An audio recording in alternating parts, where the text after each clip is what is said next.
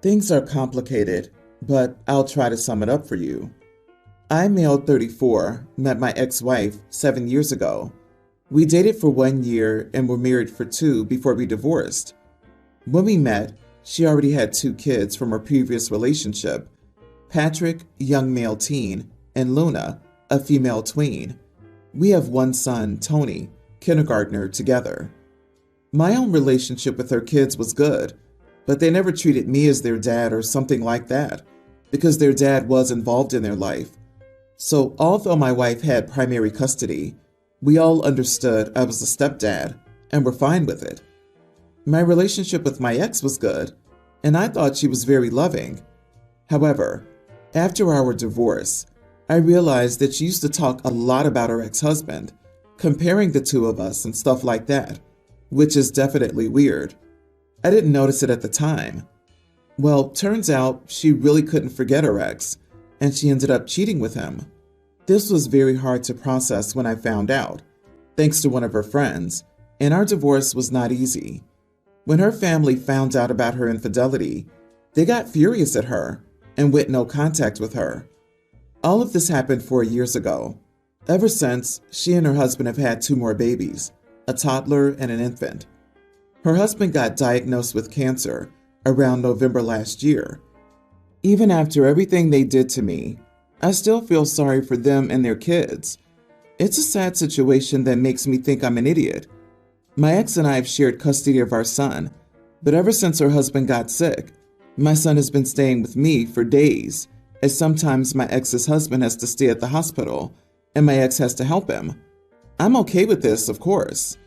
However, my ex asked me if I could start taking all of her kids home with me when I pick up my son in this kind of emergency. I told her that I didn't want to do that, and that instead, she should ask a friend to take care of them, or try to pay a babysitter. I pay good child support, and I know they're not spending all that money on my son because he's mostly with me. I think it'll be enough to pay for a couple of hours. She told me her friends don't want to help her anymore, and her family still doesn't talk to her. I told them they needed to figure out a solution. I'd only help take care of my son. I feel like crap, to be honest, like I'm being too petty. The guy I cheated on you with is in poor health. Will you help me care for his children? What the heck am I reading right now? Where's her humanity? Like, somewhere underneath all that entitlement must be the realization that other people exist and feel, right? You are not the idiot. That's a complete disrespect to you. Take care of your kid. In fact, get full custody and tell her to kick rocks. I think her choices are immoral, but I wouldn't call it entitlement, just desperation. Her spouse is going through cancer treatment, and she has 5 children, including a newborn. OP was not the right person to ask, but I think she's probably at her wit's end, grasping at straws. Not defending her actions, she's definitely the idiot, just offering a different perspective. Even if your ex hadn't cheated with her ex, it is still a huge ask to ask your ex to take care of your kids, let alone 4 of them, and one being only a few months old. And logistically, OMG, that would mean OP has to have or put in 3 car seats and room for 2 more kids. Most of us don't have cars that would accommodate that. I'm sorry, but her family must step up for their grandbabies. Well, her family's in no contact and won't step up. There's a reason no one else will support her. It's a consequence of being an idiot. After a while, people get enough of your crap. I feel bad for the kids, since they had no control over that. But I think this situation can be boiled down to, not your monkey, not your circus. If the ex-husband or current husband passes away, it'll get a lot worse. If OP integrates those kids into his life now, and the husband dies, she'll look to OP to be the dad for all of her kids. Yeah, I feel like she's gonna come crawling back, but this time with twice as many kids for him to support. OP, go for full custody of your son and bounce. Get a lawyer and figure things out sooner than later. Petty would be getting reduced child support due to the current change in custody of your son. You're already supporting her family and are doing enough. However, I would advise a paternity test with Tony. Considering her infidelity, you could be paying child support for someone not even related. My parents had a daughter before me, Summer. She was born and made it only to 5 weeks. I was born 2 years later, and her memory was still very strong throughout my life. My parents weren't great parents to me because they were still in heavy grief, and it made our relationship complicated. I remember they cried on her birthday every year, and they also cried on most of mine, and she was mentioned at every celebration. I remember wanting to hear more about her for a while, but at some point, all the mentions of her were too much. It felt suffocating, and I felt less important. When they'd meet new people, Summer was the child they mentioned first, and the one they talked the most about. Someone would ask what grade I was in, or how old I was, and they'd say, Summer would be in 4th grade, or Summer would have been 13 today. When I graduated high school, I asked my parents not to mention Summer during the celebration. We had a dinner with family and a couple of my friends, but not a full-blown party, and they were so angry with me for wanting Summer forgotten. I took some time from them in college, but was racked with guilt, and we ended up back in touch. I got married to my husband, Cale, last year, and now we're expecting a girl. My parents brought up how amazing it would be for us to name our daughter Summer, and my husband was 100% on board. He pretty much agreed before I had a chance to react. When I did talk to him, he was shocked I had any doubts and was ready to go full steam ahead. I told him I wanted our daughter to have her own name, and I didn't want her to carry the weight of the Summer who never got the chance to grow up and was all her parents really wanted to talk about. He said he understood, but to think about how loved our daughter would feel. And he knows I think Summer's a beautiful name, because I do. But the history... I told my parents I wanted my daughter to have her own name, and they cried. They didn't really comment. They then asked if I was going to change my mind. This was a few days after, and I said no. But then my parents and husband were talking and wanted to try and change my mind. They brought a list of pros to me on why our daughter should be named Summer, and I told them I disagreed with the list. They argued back and told me Summer deserves to be honored. I said my daughter deserves to live life as herself. Cale said she would still be able to, and that the name isn't that uncommon, that my sister would be the only person to think of. My parents told me to think of what my sister would want and how I love my sister and miss her every day. For some reason, that broke me. I started to cry out of nowhere and told the 3 of them I did not want to name my daughter after a sister I never knew. I don't know what happened directly after I was so upset, but Cale and my parents think I was cruel to say it like that. Am I the idiot? This is all just so messed up on so many levels. OP, you are not the idiot. Your parents and apparently your husband are. So stand strong and do not put all that messed up baggage on your soon-to-be born daughter. First, tell your husband in no uncertain terms that he will never bring this mess up again. Never. It's incredibly hurtful to you, and it's a trigger to both you and your parents. And it encourages your parents to get back into their BS, OP is second to Summer mode. Just no. Second, to shut everyone up. Buy the absolute cutest pet you can find. Dog, cat, other. Name the pet Summer and introduce the pet to your parents during the next get-together. That'll shut them up. And we can't name a child after the family pet, right? As to why, because screw your parents and their freaking emotional baggage, abuse, and BS. Plus, maybe this way, you can build a good association with the name, away from your parents' BS. Do this, OP. Get a pet and name it Summer. Done. And get something with a short lifespan, maybe a hamster, goldfish, or go in the opposite direction and get a macaw or tortoise. Here, Mom and Dad, here's a Summer that will last more than a season, so to speak. In fact, it'll outlive us all. I'll bring it to your funerals. OP needs to see this. Your daughter is not a replacement for the child they lost. Your parents need therapy and should have gotten it long ago. I'd be preparing for them to be consumed in your daughter's life in a very unhealthy way and to use guilt to force their will on you. Start setting boundaries now and protect your daughter from living a life in the shadow of a corpse. Her husband is a mega idiot. OP, tell him this is a deal breaker. 100%. And he has two options. Get on board with you and understand that there are huge amounts of baggage for this name, or you're out and have the birth without him, so you can make sure that he doesn't try to put the name Summer on the birth certificate, because I have a feeling he will. So I, 22 female, recently lost a pregnancy. As I'm not with my ex anymore, my mom insisted on being by my side, so she temporarily moved in with me because she wanted to keep an eye on me. I told her it was fine, but you know, moms.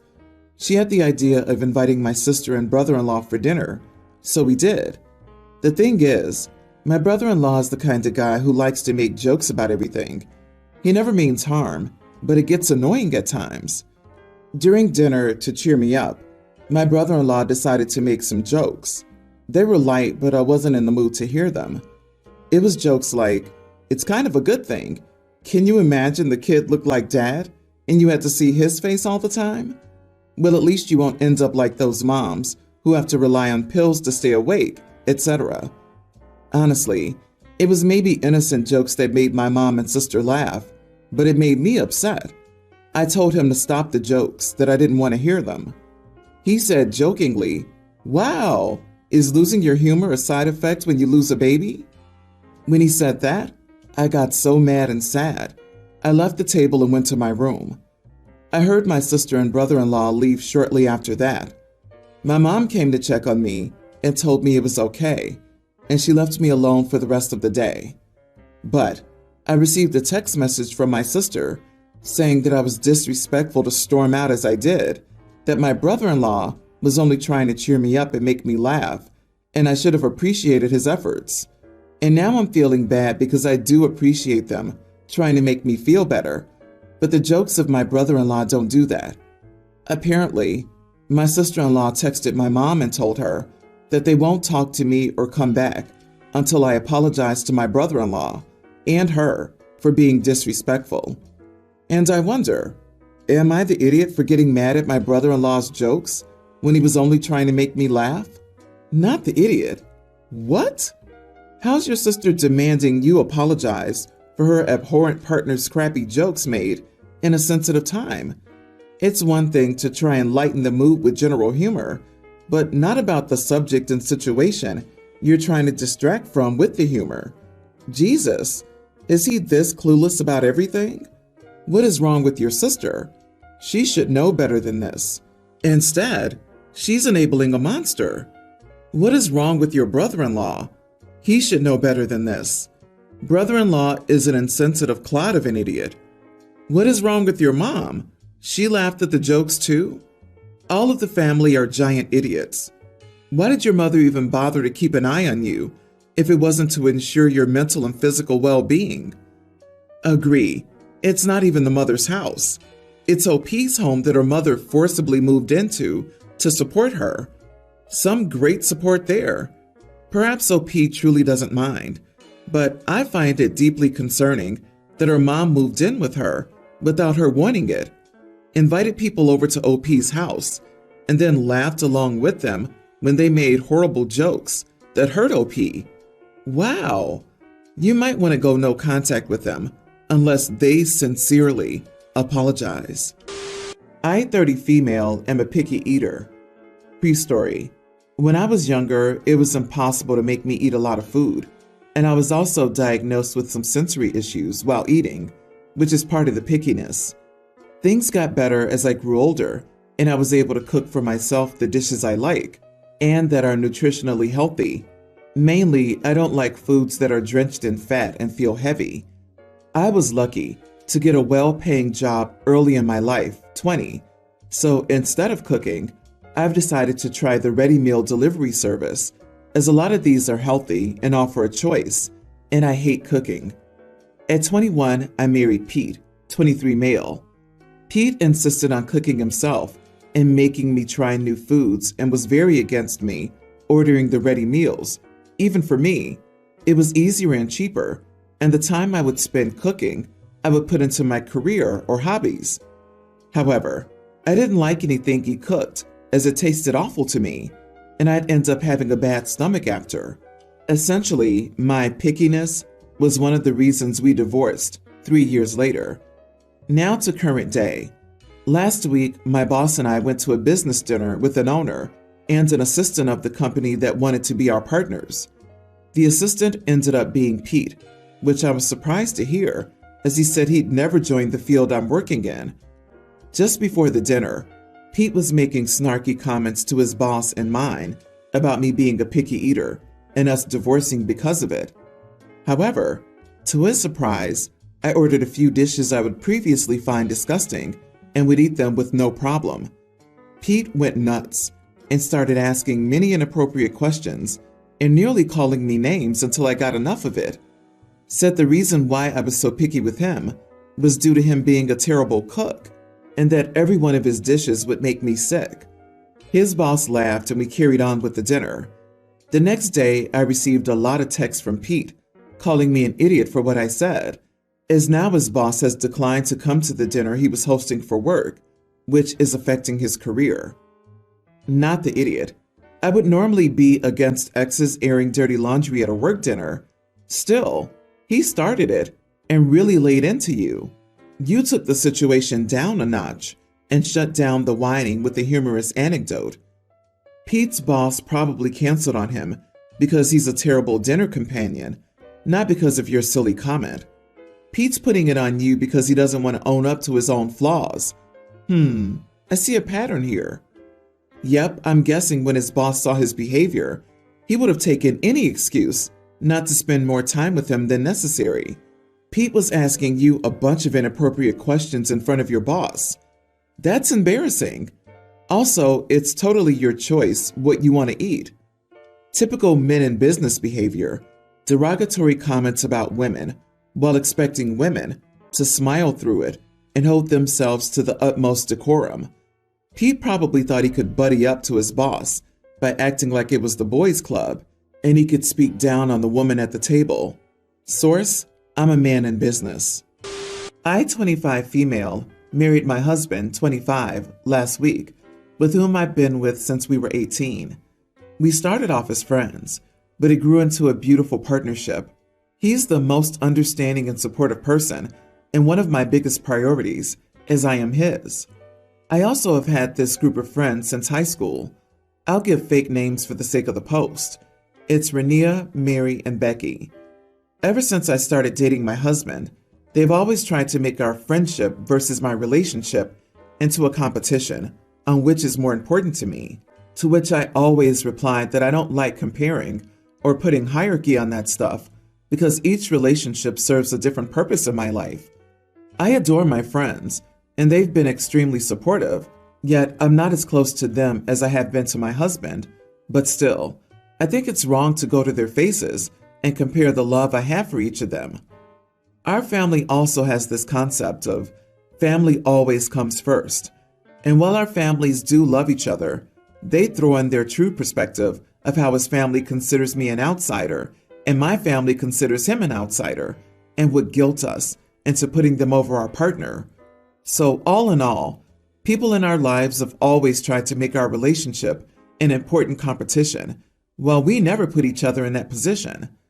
So at our wedding reception, during our speeches, he called me his greatest love, and I called him the most important person in my life and my greatest love, to which our families and my friends took great offense. We've been bombarded with guilt-tripping words from our families about how wrong it is for us to put each other first and consider each other the most important person, and tossing our families to the side. And my friend said how harmful it is for me to lie for so long about not wanting to put hierarchy and compare my love for friends / partners / family to publicly announce how my husband is my greatest love. Maybe I'm the idiot for putting that part in the speech because it hurt people around me and caused offense and controversy. What? Your family and friends critique your wedding speech? Why? It's a speech meant for the occasion. You and your husband were speaking to each other. It wasn't an awards dinner for your friends and family. Wait until they find out where they fall on the list, if and when you have children. Their heads are gonna explode. Oh geez, it was your wedding. These are exactly the sort of sentiments expressed at these events, the world over. First, your family and friends need to abandon the idea that the heart is only big enough for so much love. And more immediately, they need to back right off. Yeesh. Not the idiot by miles. Agreed. You are about to start your life with this man. If he weren't the most important person or your greatest love, then you wouldn't be taking this step with him. Shame on them for trying to ruin something beautiful. Your family and friends seem to share some weird, competitive dynamics that ultimately feels pretty dysfunctional for a happy marriage. Wishing you a long and happy life together.